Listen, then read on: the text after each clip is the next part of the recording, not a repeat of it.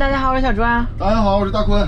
猜猜我们又干啥去了？干啥去了呢？啊，开着朱姐这台大通 V90，我们要测试一下这个车后面装修完之后有没有异响。你看看吧，你说咱干这个活人家那个网友给送这礼物，朱姐给我邮了一套1600块钱的工具，是的，还给我爸买的酒，还给咱们买的那吃的。之前还有好多网友大哥，还有叔叔给咱们带礼物。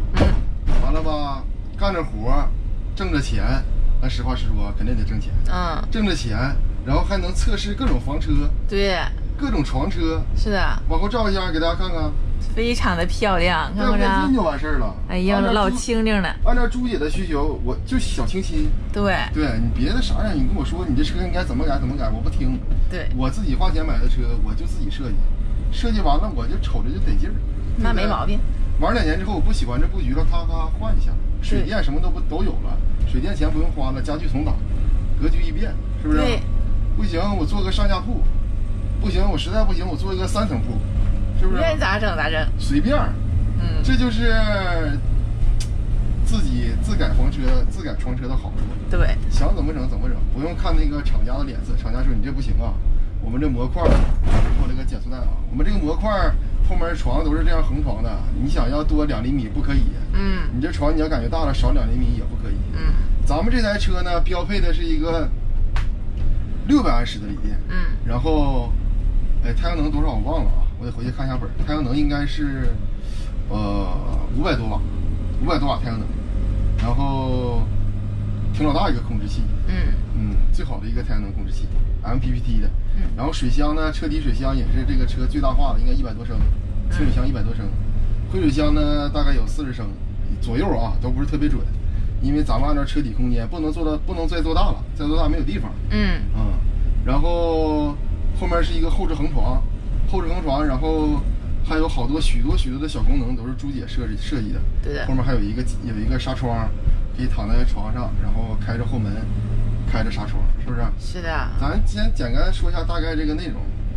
请问小庄，你这期视频是要跟这个车展示一起录呢，还是就是咱们主要是测试体验一下这个车？那也就我跑题了呗，是不是？是的。那没关系，咱们回归正题啊。刚才大坤所说的一些内容都是下期视频的内容。对的。开到这个咱们村的这一个比较颠簸的路面上，对，测试一下这个床有没有异响。因为床这个东西吧，用木头做的，好多地方会有 U 型封面条，为了好看，U 型封面条吧是 PVC 材质。PVC 与 PVC 之间摩擦呢，它肯定会有一点多多少少有点动静，可能会有吱扭吱扭的声音。对，但是咱们要把这个动静给它控制到最小，或者是让它没有。对，是不是啊？所以说咱们要走一下这个颠簸路面，然后看一下它到底有没有声音。如果有声音呢，咱就给它找到，然后给它修改一下 ，OK 的。因为明天朱姐要来提车，所以说咱们测试完要回去给它处理一下。然后这个油箱里这个柴油还不是特别多呢。大坤在油箱里做那个取油器，给拆暖取油嘛，然后还够不着这个油，所以说，然后我跟朱姐说明了一下情况，我要去加油，然后我本意是告诉朱姐一声，我要去做个测试，然后加点油，我不是想让朱姐给我转钱，结果朱姐啪把加油钱给我转过来，哎呀呀，你看看，什么是东北大姐，就是敞亮，敞不敞亮，相当敞亮。实际上呢，实话实说，就是。如果说朱姐不给我转这个加油钱，我也会把它记到小本上，最后管朱姐要，记到账里呗。对啊。哎呦天，很诚实嘛。那你看，本来就那么回事嘛，是不是？对，没毛病。这个平稳的道路上是一点异响都没有，零异响。对，我有上次说零异响就是没有异响，这个零字的时候，这个字幕自动翻译灵异，对，就给我翻成灵异了。谁知道这回，但是大坤说话可能。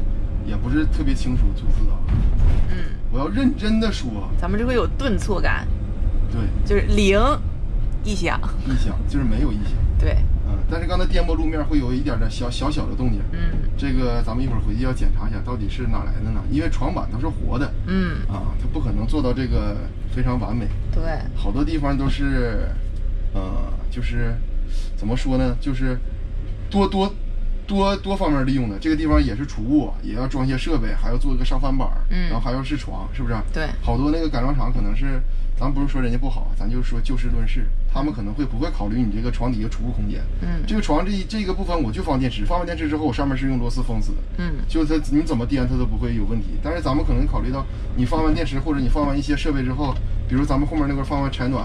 柴暖是一小部分，中间要打个格，然后还要再利用上面那个有效的空间再做一个储物，对，往里放点那个衣服、被窝、褥子啊，是不是都可以？然后这样的话，你的床板就涉及到一个上翻，一旦上翻之后，它就会它还要有一个荷叶，有荷叶，有间隙，是不是？有锁，这些东西都避免不了。对。但是频道上你看，一点声没有。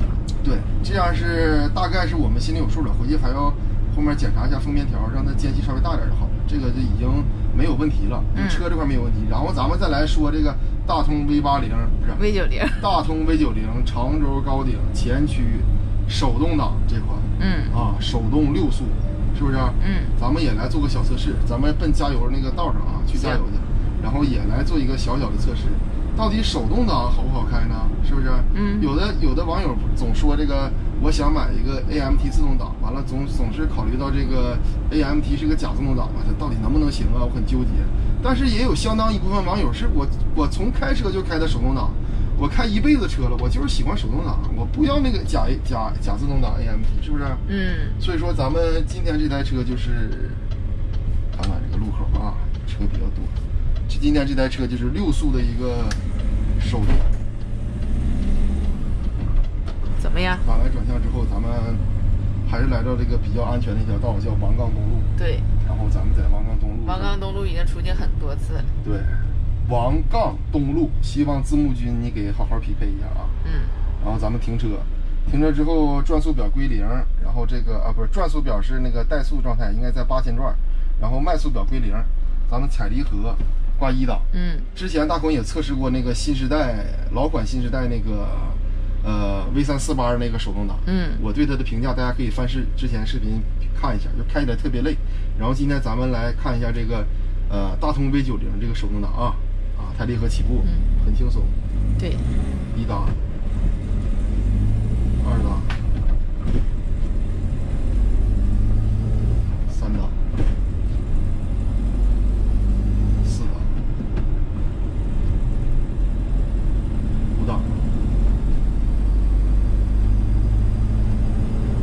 2000转，6档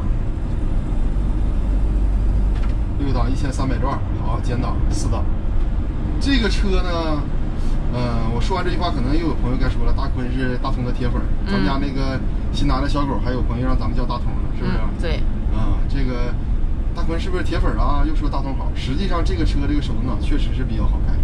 之前因为咱们接触大通 V80手动挡的车比较少，大家买的都是 AMT。有一个车友高哥，他买的是这个2手的 V80短轴中顶，它是一个手动挡。当时我在院里挪车的时候，就感觉这个车开起来特别舒服，特别顺畅。它这个变速箱呢，就是明显让你感觉往里挂档的时候，它有一个吸入感。你看，往里一挂，它有个代入感，一吸进去，它就不会那么生硬。你看往后挂的也是，但是它跟福特新全顺比呢？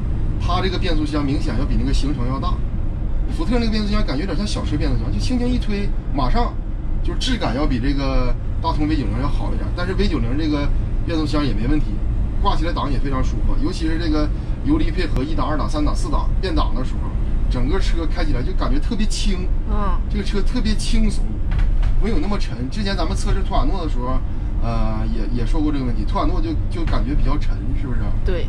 就没有坐着都有那种感觉，对，就没有大通车这么轻。后面有什么颠是啊？床板是不是？床板颠了一下。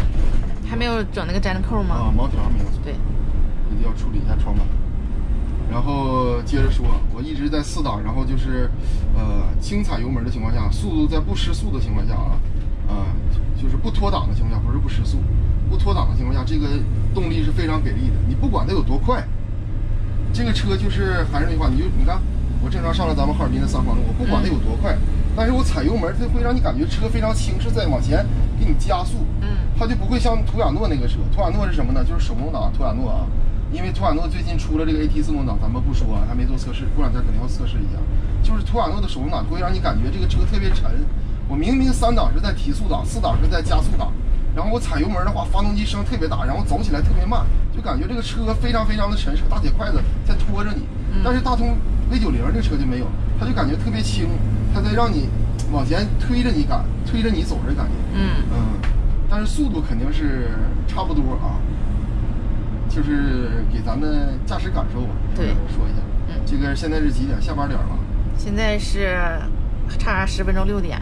车还挺多，咱们到前面掉个头回来，然后去加油去。对，到加油站加200块钱油。行。朱姐给我转了200块钱。现在我们加完油出来了。好堵车呀！刚才给姐加了200块钱油。然后这个道开始堵车了，是不是？特意找了一个中石化加油站。有的朋友总说这个堵车的时候开手动挡是不是累呀？是不是？其实咱们这个问题吧，大多数问这个问题的朋友应该都是平时开这个自动挡习惯了，他很少开手动挡，是不是？对。如果说大家平时开的是手动挡，我开20年手动挡车，他不会说这个事儿。他说手动挡开车累不累？他肯定会说不累啊，我开手动挡老习惯了，贼舒服。说这个是什么原因呢？就是每个人的需求和这个驾驶感受不一样。那大坤平时也是开手动挡比较多，我开起来就是可以说是得心应手吧。哎呀呀呀！这个车的离合器呢，之前咱们测试，刚才视频前面一点啊，咱说过那个新时代老款新时代那个手动挡离合器的事儿。它的离合器吧就是有点高，然后每次抬离合器吧就要正常咱们小车离合器抬到这儿的时候，其实脚就可以休息了。这个大车新时代的车呢，就要再往上抬一点，抬一点的话，你以后脚跟为轴，然后你就整个再往前抬就抬不了了。所以说你要把脚跟抬起来，就整个把脚抬起来，这样的话就导致你开手动挡车的时候就比较不是特别舒服，就要把脚从离合器踏板上拿下来。然后新时代那个车是什么呢？就是左侧没有离合器踏板，没有那个离合器休息那个踏板。大通 V90应该是有，我现在没看啊，但是我脚踩在左侧有一个小斜坡上，可以放在那儿休息。但是它的离合器也是比较高的，它没有新全顺那么低。总体来说，它这个车还是不错。这个变速箱吧，开起来也挺顺畅的，质感上就是照这个新全顺差一点，但是要比这个新时代好一点。就是大坤总结的，不一定对啊，大家就当那个吃完饭了，然后听广播，对，听广播就行了。说的也不一定全对，因为咱毕竟岁数在这摆着，刚30多岁，是不是？就表达一下个人看法。31岁，然后人家有不少这个咱车友叔叔啊、大哥啥都开了一辈子车。好了，今天视频就到这儿了。咱们下期视频整个看一下这台车的整体配置，还有后部的功能，好不好？好的，朋友们再见，拜拜。